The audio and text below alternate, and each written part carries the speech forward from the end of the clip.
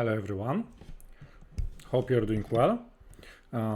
Today we are going to talk about one of the most important things for every chess player, about blunders, right? I'm gonna start with the short warm-up, right? Some short theory, right? Theoretical base, and later, of course, I'm going to show you some practical examples, right? I will try to show you the way.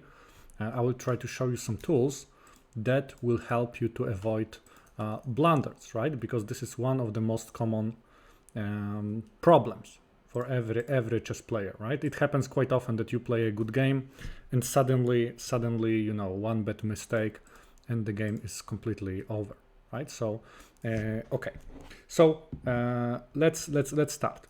You know what? Let's start with the definition. What is a blunder? You need to know the blunder is okay. What do I mean when I talk about blunder? Right?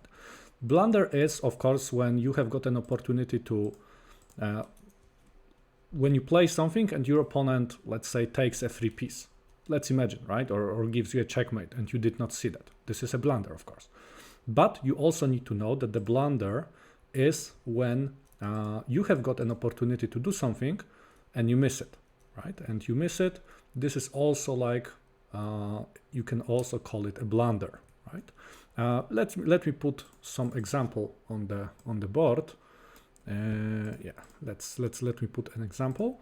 Okay, let's imagine that in that position, okay, you play black, right? You play black. And let's imagine that you can see bishop is hanging, so black captures that pawn here.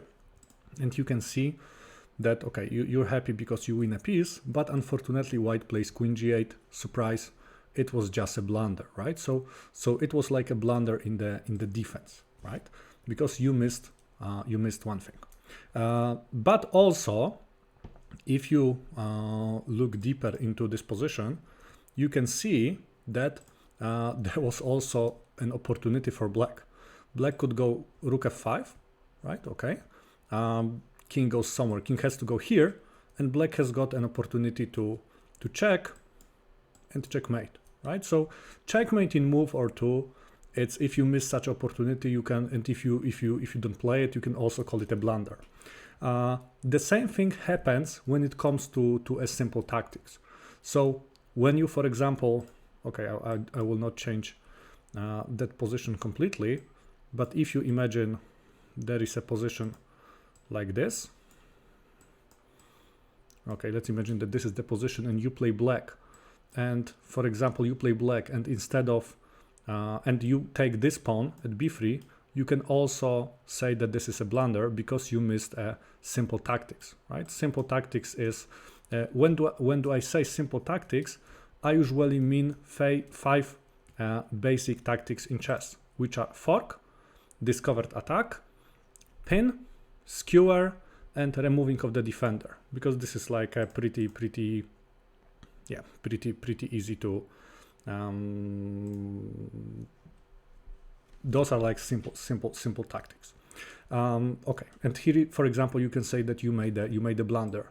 The same happens with white. If white has got this position and white is missing like a simple tactics, this is also a blunder. Okay, so now here we come to the question how to avoid blunders. And there are, like, let's say, two most important things when it comes to that. First thing, of course, is make something that is called the blunder check. If white is playing, let's say, if white is playing this position, right? Yeah, let's imagine here. White should have, okay, let's imagine that position is like that and black plays there. White should have think, what my opponent, can my opponent capture something for free? Can I capture something for free? Those are like the two basic questions. So first question, can my opponent capture something for free? Or can my opponent do something? You can see that black creates a threat to go knight f3. Okay, so you see this is a trap. And now you are checking, can you do something? okay, and you see that white cannot do, okay, white can take this pawn, but this is not a really good thing, right? So you see that you have to deal with that problem, and probably the easiest solution for you to do is to I don't know why I cannot take it, but okay, let's try right now. You can take this knight, pawn takes, and now you again you ask yourself a question: can I take something for free? Okay, yes, I can take this pawn. Can my opponent capture? Okay, opponent can capture my undefended pawn here, right? So you always you need to make a habit to ask yourself those questions, right? What can I capture? What my opponent can capture, right? But remember that when I say capture, I mean also like simple tactics. So you need to have the habit after each move. You have to think about that thing. You have to make that blunder check. And this is not something that you will learn pretty quickly. It took me a couple weeks or even a couple months when I realized that I have got a problem with blunders. So it took me probably like a couple weeks or months to learn the habit, because you have to do that after every move. If you don't do that after every move, there is a big chance that you will miss that, right? That you will miss that thing. Okay. And second very important thing is if you want to see more things like that, because sometimes you're asking that question, you learn that habit, and you're asking that question, what you are making that blunder check, but you just don't see it, right? So if you want to improve the ability to seeing such a things, you have to do more tactics. You just have to do more tactics. So you have to solve puzzles. Puzzle Rush is a very good exercise for this. Also, like you can play blindfold chess, so you can visualize the position in a better way. You can also do some kind of memorizing the position, right? So you put the position on the board, you try to memorize it, you clear the board, and you try to set it up in exactly the same thing, right? So this is something very, very important. And if you are working on this constantly every day, and later if you are also doing that blunder check, you will see a huge decrease in your blunder rate, right? It's of course from time to time it's still gonna happen, right? Everyone, even 2800 grandmasters are making blunders from time to time, but it's not gonna happen that often, right? You are going to minimize blunders rate. Okay, it was a little bit of the theory, so now let me put some examples on the board maybe. Okay, let's say you play white. Let me show you how does that thinking work in practice. Okay, let's say that this is the position, and let's imagine that black in that position plays bishop h4. Okay, so first question is, can my opponent capture something for free? Of course, you can see that queen is hanging, right? So you have to do something with that queen. Second question, can you capture something for free? Okay, that would be nice if that knight is not there. So bishop is pointing here and there would be a checkmate, but unfortunately it's not good. This is not gonna work because knight is still there, right? So yeah, so actually you cannot capture anything. What is also a very useful thing, if you are thinking about tactics, you have to think about tactical motives. Tactical motive is something that allows you to make a tactics, right? There is no tactics without the tactical motive. So for example, here I can see that there is a tactical motive of the fork. So if I can somehow put the knight at the d6 in the future, there's gonna be a fork. Of course, it's not possible at the moment because my knight is pretty far, but maybe in the couple moves, that tactic is gonna be possible, right? This is also like a tactical motive that if that knight is not there, I can give it, I can checkmate my opponent in front of the king. So this is also something that you can think of. Okay, so right now white has to decide what to do with that queen. So what are white's options, right? White has got several different options, and let's imagine you consider a couple options. So you consider this move, you consider this move, you consider this move. Okay, let's imagine just those three. Okay, so you analyze. If I go there, okay, is there a blunder? Okay, I see that my queen and my rook is gonna be in the one at the one line. So opponent most probably can go bishop g4 and opponent can make a skewer. So queen f3 would be, it's gonna be a blunder. So you don't want to play the blunder. Okay, queen e3. Okay, queen e3 looks much better because okay, that's true that here is queen and here is the rook, but if opponent goes bishop g5, white can go f4, and you can see that white is blocking that that skewer. But there, after queen e3, there is another motive that appears on the board, and you can see that there is an x-ray. Rook is pointing towards the queen. So you can see, can black take advantage of this? Yes, because most probably black can just go bishop b3, and you can see that queen at e3 is hanging, and also rook is hanging, and black is winning at least an exchange. So queen e3 also would be a blunder. Okay, so let's analyze queen d3. Okay, is there any problem? Okay, maybe black can go something like rook d8, but I can see that my pieces, I can just move my queen somewhere, and my rook at d1 is well protected. So you can see that out of those three moves, two moves are blunders, right? And one move, queen d3, this is the only move that is not a blunder. So of course, the decision is gonna be play queen d3, right?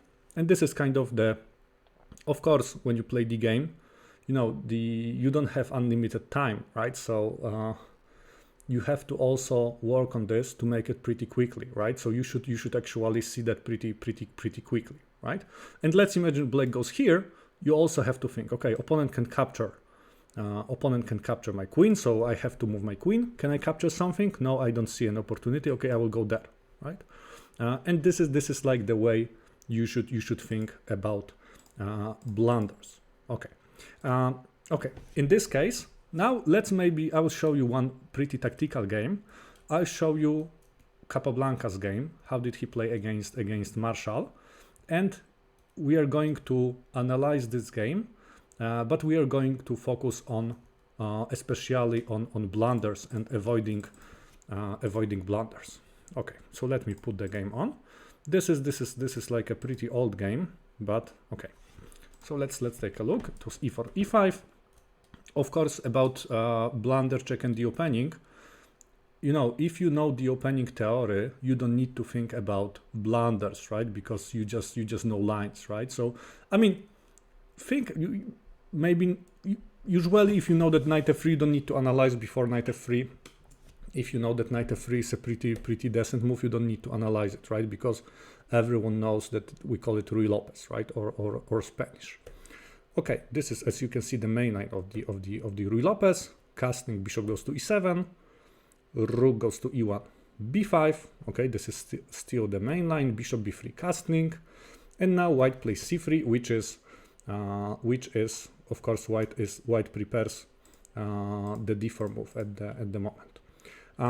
Okay, so white prepares the d4 move. Okay, white prepares the d4 move. So okay, now Marshall played something that nowadays it's called Marshall's attack. Marshall played d5, and it was actually a big surprise for the Capablanca. And Marshall prepared that line, that gambit, especially I mean, thinking about playing it one day against Capablanca. And here Capablanca was surprised. Okay, he's thinking, is there any can my opponent capture something? Okay, opponent can capture pawn at e4 for free because it's protected only by the rook. Can I capture something for free? Okay, I can take this pawn and I can take pawn at e5.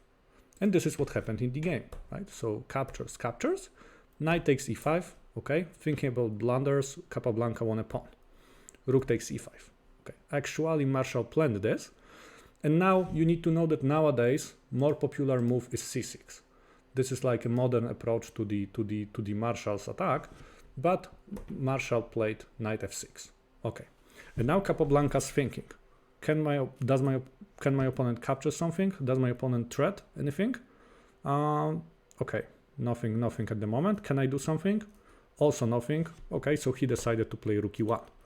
Yeah, here I just wanna, in this game, as I said at the beginning, I wanna focus especially on blunders, right? So yeah. So this is the most important thing. Bishop d6.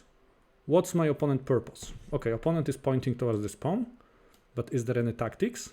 Okay, you can see there might be some kind of a Greek gift problem. You know Greek gift, when bishop sacrifices here, knight is coming to g4, later queen is coming to h4. So most probably if white plays, a random move, a3, most probably bishop h2 is coming.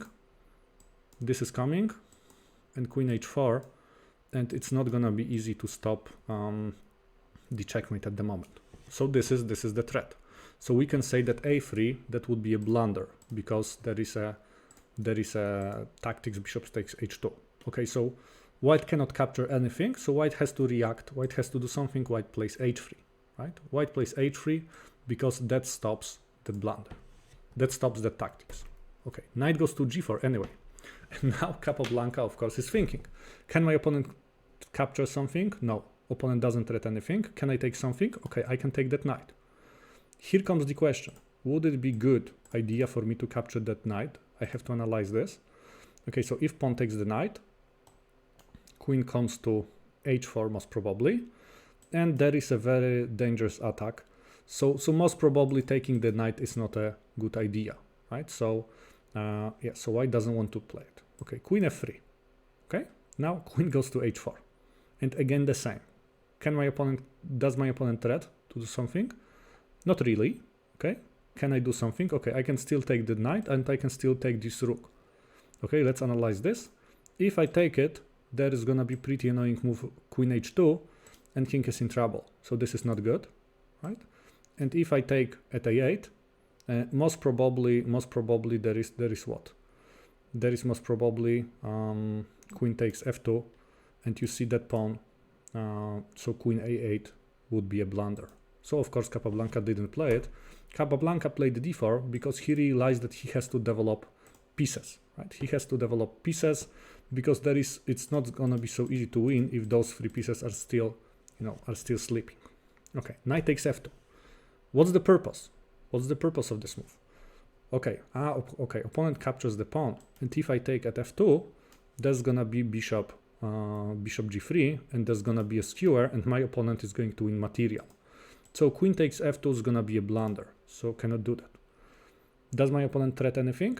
Okay, opponent threats to capture knight h3, and you can see that this is discovered attack because, knight is checking the king, and queen is attacking here, right? So you can see, so Capablanca's thinking this way, right? So I have to react, right? I have to react, I have to stop it. Of course, still that idea doesn't work because of that knight h3, and it's gonna be completely lost. Okay, so this is undefended rook. By the way, undefended piece is one of the most common tactical motives. Okay, so rook has to do something, so rook goes to e2. Okay. Okay. Then Marshall played bishop g4. You can see that this is like a completely crazy game. Okay, and now at the moment, Capablanca's thinking, what are my options here? I can take that bishop. Is there any other option for me? No, it's not. There's no any other. I mean, he has to analyze this move, because if he moves the queen somewhere, even this move, there is bishop g3. Okay, so let's analyze. I take queen h2, so I take the knight. So it's not good for black. If I take bishop h2, okay, most probably king f1. Okay, white also survives, right? So the only move that doesn't blunder is taking that bishop. You have to accept opponent's sacrifice. Okay, bishop goes to h2.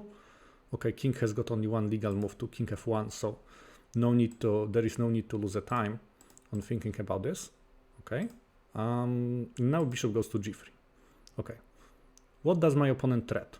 Okay, most probably opponent threats to go queen h1 and and checkmate, as you can see. Can I take something? Okay, I can take the knight, and I will have got two minor pieces for the rook. Of course, two minor pieces are better than the rook, So of course white takes. Okay, queen goes there, check, king goes to e2, bishop takes f2. Okay, does my opponent threat anything? Okay, I can see that this bishop is hanging. Can I take something?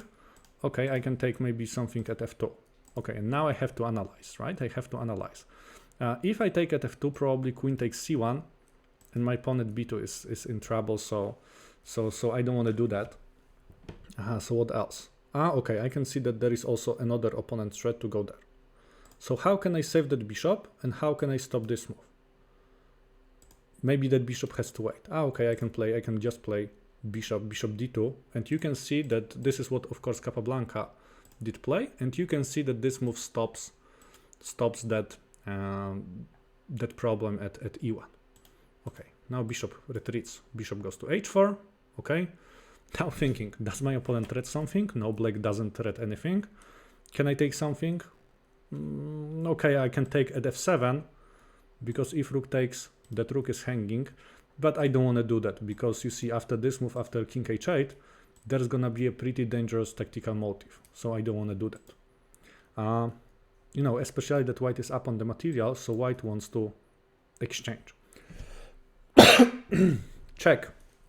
Okay, now of course I don't wanna play any moves like this, because queen e1 might be a problem, so queen has to go there. Check, and only one legal move is king c2. Okay, bishop goes to f2. Okay, what does my opponent threat? Probably nothing, right? My opponent doesn't threat anything. Opponent moved that you know, bishop. So do I threat something? Also not really. Okay, so queen f3, just to make my position stronger. Also I make a pin here.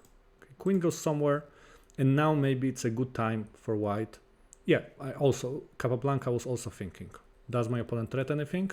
Not really. Do I threat anything? Also not really. So I have to do something with those pieces, because you can see that those pieces are completely blocked. And if white wants to dream about winning that position, it would be pretty important to bring those pieces into the attack. Okay, so he played bishop d5. Probably the idea is to go, you know, b4, maybe king goes there, and then knight is free to go. Okay, c5.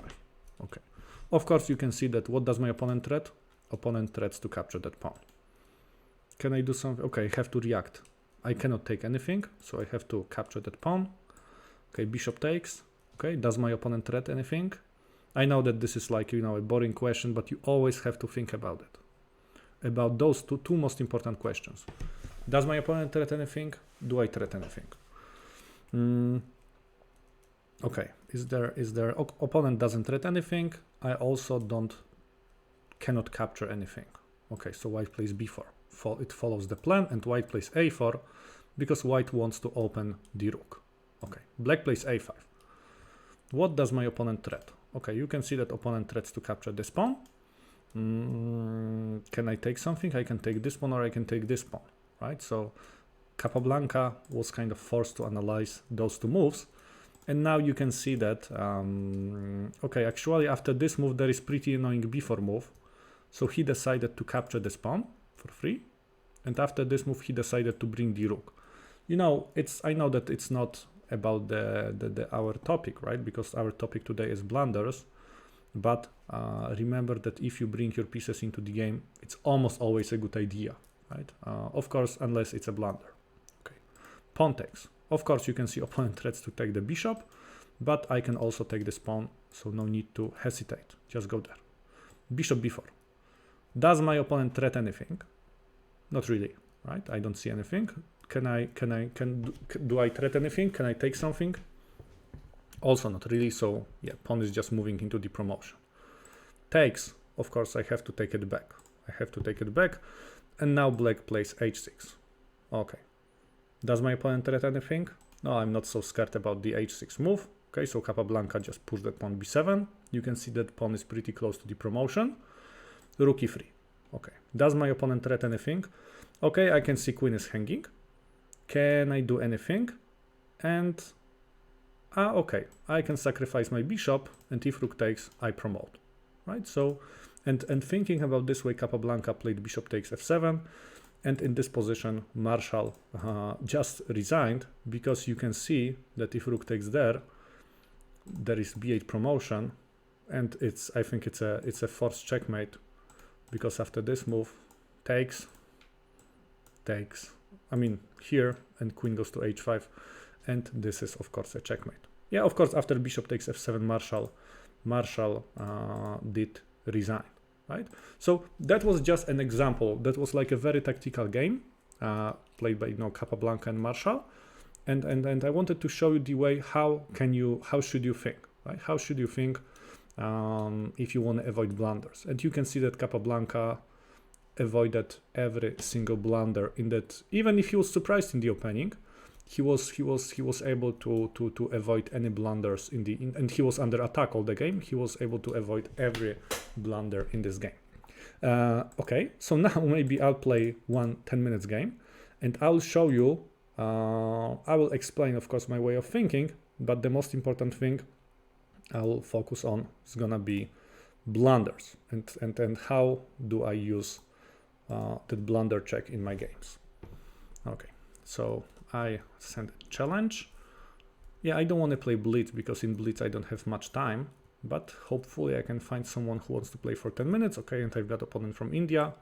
Okay, as I said, I know the theory at this point, so this is not gonna be a I don't need to think about blunders because I played c4 like millions times. Okay, c6. We've got a Slav defense. By the way, in the Slav there is a threat to capture here, so I play e3. I know theory here, so okay, I play knight c3. We've got a Slav defense and bishop f5. Bishop f5, actually there is a line like this, but this is inaccuracy because white can get a very strong attack on that pawn and that pawn. This is, by the way, something very common for the Slav, right? And also Caro-Kann, that black has to be very careful moving that bishop. So I take it at the d5. Okay, pawn takes, and I want to follow my idea. I go there, I try to capture that pawn, and I also put a very strong pressure over pawn at the d5. So those two pawns are in the danger. Let's see what my opponent can do. I think that bishop c8 is one possibility for opponent, and also queen d7. Those are like two moves that I know. But if opponent will play something else, I will try to think. I will have to check. I will have to make a blunder check.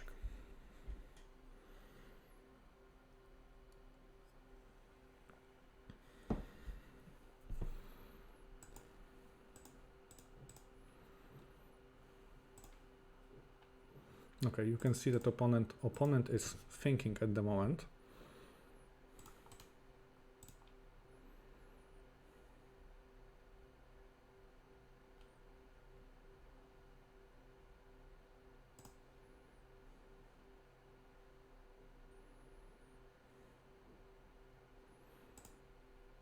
Okay, you can see that it's still a problem.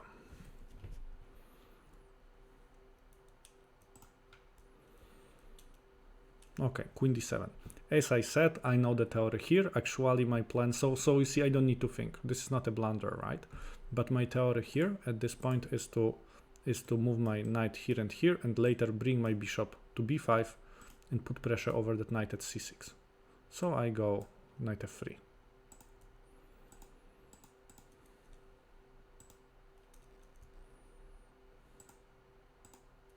Okay, knight c6. Let's even start with knight takes e5. By the way, it's a small trap that if opponent captures, if I play knight e5, if opponent captures, I take with the pawn, and knight is hanging, and there is also bishop b5, and it's also a big problem here.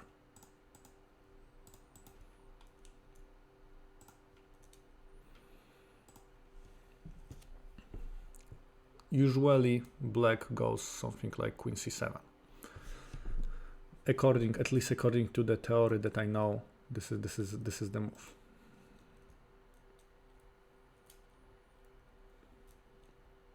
Yeah, by the way, don't play bishop f5 in the Slav if there is knight at c3, because you can see that white has got a very, very strong attack.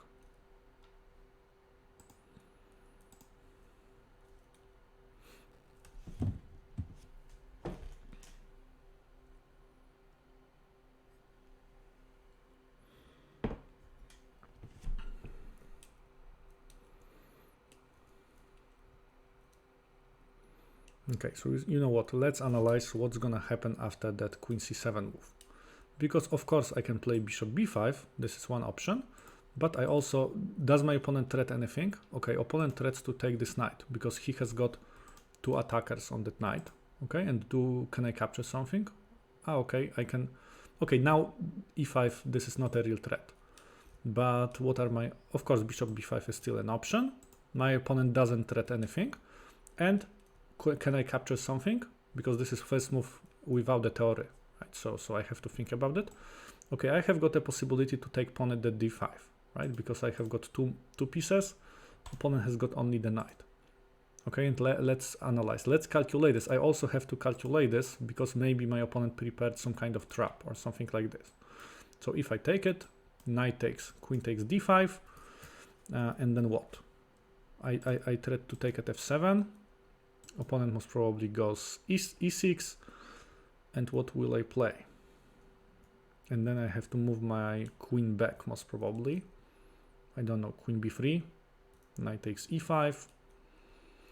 I mean, okay, it doesn't look bad. That position doesn't look bad. I'm up a pawn, okay. But now let's calculate. Is it worth? Maybe because sometimes you don't need to always accept opponent's sacrifice, right? So let's analyze after this move. What opponent? If opponent goes here, I think I will play queen a4, and it's a pin, right? So e6 also looks like a blunder. You know what? As I said before, it's never a bad idea to develop, to bring more pieces, so I'll bring the bishop. I think that pawn at the d5 can wait.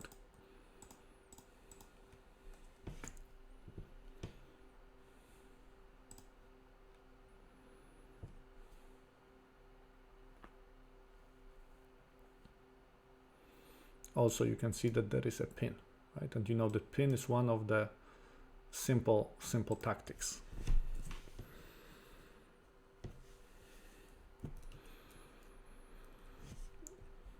And now the d5 pawn is in the danger because it's attacked twice. And also after this move, there's gonna be a big problem with the c6.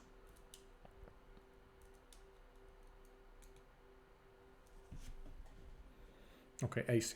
Okay, now let me think. Does my opponent threat anything? Okay, as you can see, my opponent threats to capture that bishop. Okay, can I capture something? I mean, I can take it here, but this is not for free. I can also take at the d5. So let's analyze this kind of option. So if I take at c6, pawn takes, and okay, I think the worst is over for my opponent. Yeah, because opponent's position is pretty solid. But what happens if I take at the d5? If I take this free pawn, okay, I think opponent. Okay, if opponent captures my knight, I take with my queen. I tried to take f7, so opponent cannot really take my bishop because I capture at f7, and I think I'm doing pretty well. I mean, I hope so. I'm doing pretty well in that position. And if opponent will not take it here, but if he directly captures there, I think I have got this pretty nice move, knight b6, and you see there is a fork, and there is also discovered attack. So if I'm not wrong, I can do that. There is also an option to take at c6, but yeah, pawn takes c6, nothing good for me. So let's take at the d5.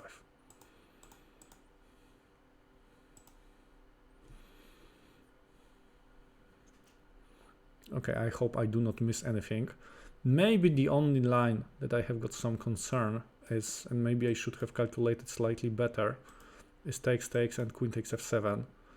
But like, you know, my intuition tells me that there has to be something.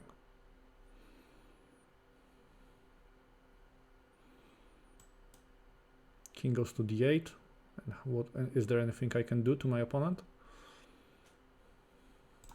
Maybe I can move my queen to d5. Yeah, but you see, now this is like a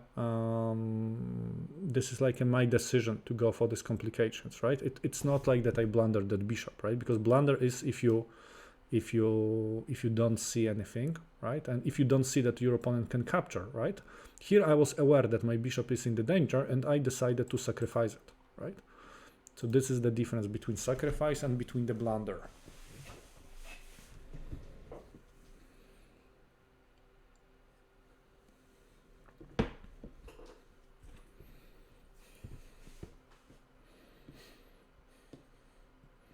By the way, you can see this is one tactical motive in this position, one fork. Another tactical motive is here, as you can see. Okay, another tactical motive is here. I know there is no knight, but I'm just thinking about tactical motives. Pin is another one, this covered attack. So it's the next one. So you can see that in that position there are plenty of different tactical motives. And hopefully I can change at least one of them into tactics.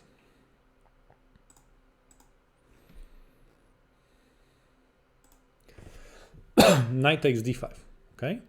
Does it make sense for me to do anything else? Like takes here, maybe I can take at c6, pawn takes, I take it there, no, it doesn't make sense. Yeah, so let's take it here. As everything goes as planned. And you can see that if opponent takes here, most probably I'm gonna take it here. And if opponent goes e6, I have got bishop takes c6. That also looks pretty good. Okay, but if he takes, I take there, king goes to d8. What can I do? Because, yeah, I sacrifice the piece.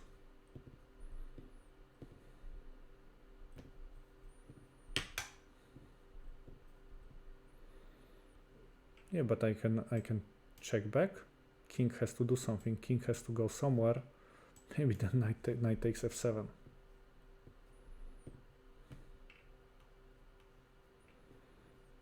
Okay, opponent takes. Okay, I have to. You see, what can I can take a pawn for free. That was my plan.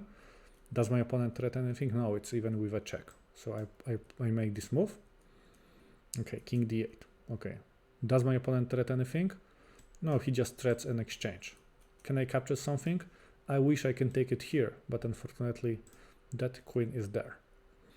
Okay, so what are my options? I see there is a tactical motive, so most probably I'll check back and I will go there.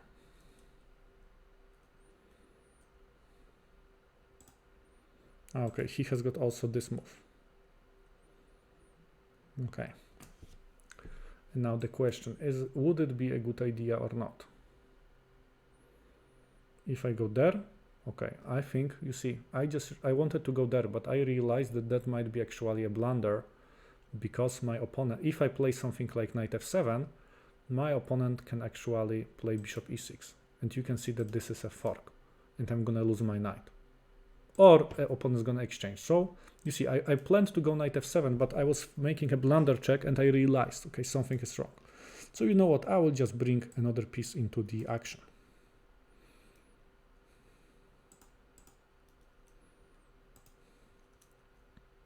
Okay, I can also see I could take this pawn. I saw it actually, but I didn't want to take it because I was okay, queen e6.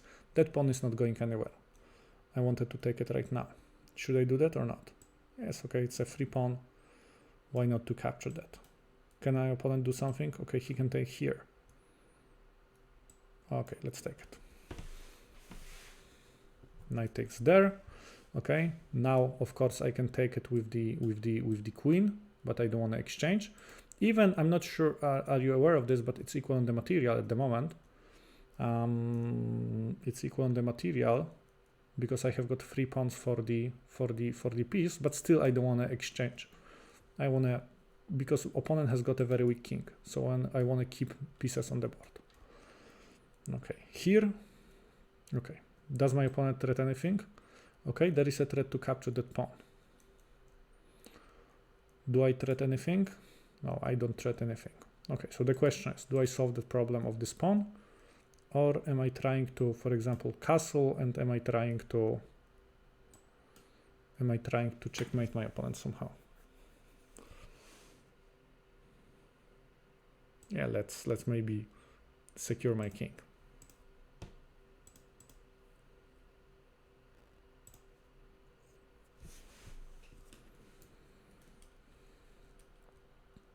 Okay, queen d7. Opponent really wants to exchange, which is a pretty like a logical thing, right? So my opponent threats to capture here and here. Do I threat anything? No, I cannot do anything. So if I want to keep pieces on the board, I have to go here, and but opponent then will play e6. Okay. Okay. Take a look. I realized I was considering also moving my queen back, but unfortunately there is a pretty annoying move, bishop d3. So that would be a blunder. That would be a blunder. So I don't want to do that. So should I move my queen back or should I just exchange? Maybe there is no other way for me, but I have to. But I'm forced to exchange. Definitely this is not a good move. If I go there, he goes e6. Okay, you know what? I'll exchange. I have got 3 pawns.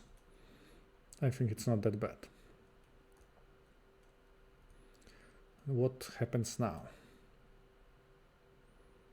Yeah, let's bring the rook. Opponent doesn't threat anything. Let's just bring the rook. Okay, I have to do it slightly faster because as you can see, it's okay. Bishop goes to c6. Okay, because I created a tactical motive, so opponent plays pretty accurate way. Can I go there? If I go there, opponent goes e6, I play rook d8, king a7.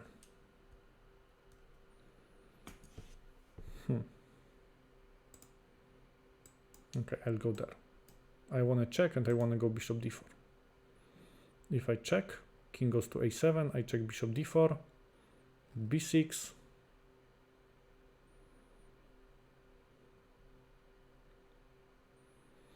Okay, that doesn't look that good actually. Okay, I have got less than 2 minutes, so I have to play quite fast. Okay, let's check. Let's bring my rook here.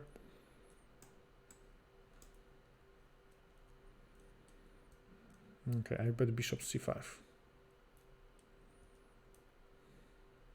No, bishop e7. Okay, should I exchange or not? Okay, let's take it. I want to restrict that bishop and I want to bring my king closer.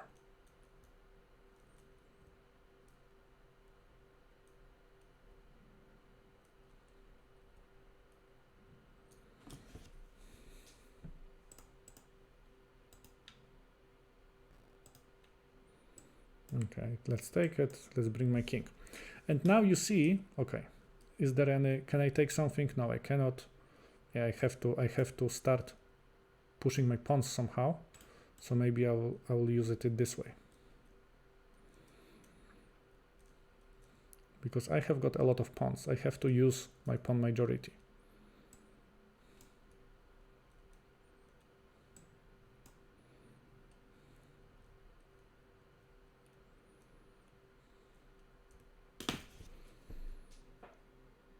Bishop c5, bishop d4.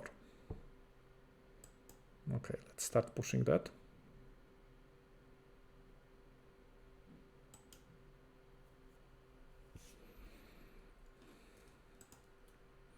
g5.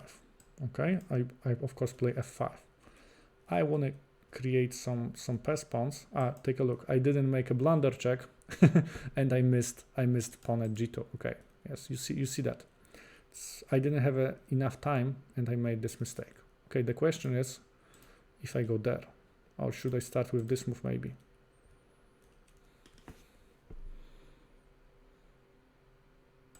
If I go there, bishop c5.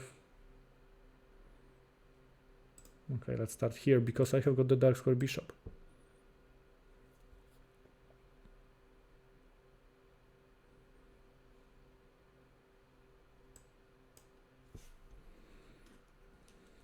Okay, I have to attack with my pawns. I have got 40 seconds, so this is like the best thing I can do. Let's go there. I see that pawn at a2 is hanging, but I have got no other idea. Okay, I see I can take pawn, but I think e6 pawn is more important. And you can see, by the way, we have got opposite color bishops, which, as you should know, it's most probably, you know, it's something that is pretty drawish.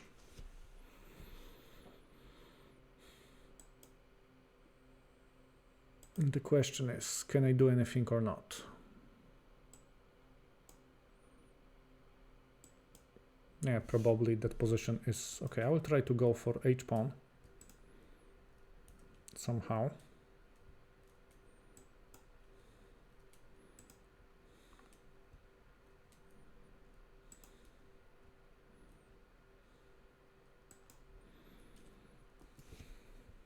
But opponent can move the king, and this is the problem.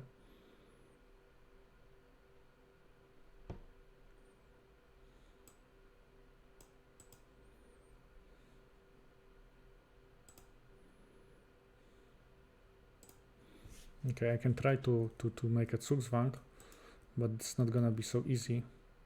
Yeah, okay. Probably I have to agree for a draw at the moment. Okay, and we've got a draw, right? So take a look. First of all, in this game, you can see that it's pretty important to use pawn, you know, to make this blunder check, because in the moment when I had got like 1 minute, and it was okay, let me go back a couple moves, and I didn't make that blunder check because of the time troubles, right? In this moment, I played f5 without checking. Can my opponent capture something? And he can capture, and there is unprotected pawn here. I just made the blunder, right? So as you can see, it's pretty important to make a blunder check. And second thing, it's pretty important also to see the difference between the sacrifice. Sacrifice is like planned, something that you're planning, right? And blunder is something unplanned, something you missed something, right? So that's the thing, right? So I know I haven't won this game. I think I had got some good chances. I will even, you know what? I will even check it with the engine where because I'm pretty sure I missed something in the early opening. I'm pretty sure because beginning was pretty good. Okay, I'm pretty sure right now 95. Okay, actually Queen C8 engine thinks it's good. Bishop B5, A6. Okay, and knight takes d5. Okay, so actually engine doesn't like my sacrifice. Okay, engine actually wants to take it here, right? Engine wants to take at the c6 at the moment, and engine says that white is slightly better. Okay, so maybe my sacrifice at the d5 wasn't actually that correct, right? So yeah, anyway, right? But it was like a I was aware that I'm just making that decision, and later, right? So you know what? To sum up everything that we talked today, right? Remember that if you want to avoid blunders, you have to make a blunder check. Blunder check is that you before every move you're asking yourself a question: can I capture something for free? Can my opponent capture something for free?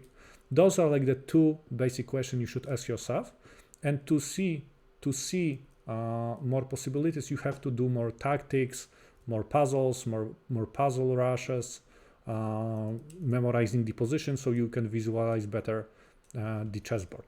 So those are like a very, very important things, and there is no shortcut, right? You have to learn that habit. You have to get this habit to make a blunder check, and you have to solve a lot of tactics to see more, right? So those are like the two most important things. How to deal with that. Okay, anyway, funny thing was that we had got this opposite color bishops. I also have got this kind of lecture about how to play in such a positions. Actually, from the beginning I knew that probably it's gonna be a draw. I tried to do something, but of course it didn't help me. Anyway, and one last thing in the end. If you wanna get an information about the if you wanna get those hints in text, sign up for my newsletter. you have to visit that website that you can see on the screen, guide.matbobula.com. By the way, you will get a free guide how to create the best plan in the middle game, and once a week I will send you some short summary with some hints and things like that, right? So I really encourage you to join to my newsletter. Anyway, thank you very much for watching, and hope to see you on the lecture next week, because every week I have got the lecture about about one topic. Thank you very much and have a nice day. Bye.